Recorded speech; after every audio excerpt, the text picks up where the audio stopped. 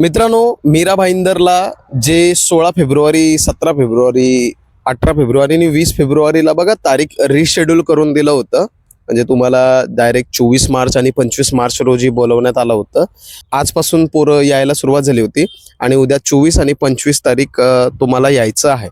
आता एक मोठा प्रश्न आहे की सर, हॉल तिकीटचं काय करायचं? कारण हॉल तिकीट नवीन जनरेट दाखवत नाही आहे, तर जुनंच घेऊन यायचं का? तर हो, तुम्हाला ते जुनंच हॉल तिकीट घेऊन यायचं आहे. आम्ही आत्ताच प्रोफाईल चेक केलं तर कोणतंही नवीन हॉल तिकीट जनरेट झालेलं नाही आहे. ओके, तर त्याप्रमाणे तुम्ही यायचं आहे. येताना सोबत आधार कार्ड, आवेदन अर्ज आणि तुमचं हॉल तिकीट जे आहे ते घेऊन यायचं आहे. आता जे ग्राउंडला गैरहजर पडले होते आणि त्यांनी लेखी स्वरूपात अर्ज दिला होता किंवा त्यांना मेल केलं होतं, अशा लोकांना 25 तारीख ही शेवटची संधी असू शकते. कारण 25 तारखेला शेवटचं ग्राउंड आहे मीरा भाईंदरचं. तर तुम्ही 24 आणि 25 अशा तारखेला येऊ शकताय. ठीक आहे, पण ज्यांनी मेल केलं होतं आणि अर्ज केलं होतं त्यांनी. आता ज्यांनी कोणी काहीही मेल न करता सरळ गैरहजर राहिलेले आहेत अशांना काय?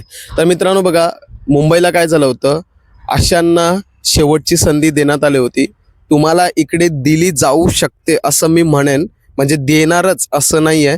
तर तुम्ही प्रयत्न करू शकता, येऊ शकताय, साहेबांना विनंती अर्ज करू शकताय. त्यांनी दिलं तर ठीक, नाही तर मग काय नाही. ओके, कारण मी यापूर्वी पण तुम्हाला सांगितलं होतं की गैरहजर होण्यापूर्वी तुम्ही त्यांना मेल करा, अर्ज करा आणि मगच गैरहजर राहा.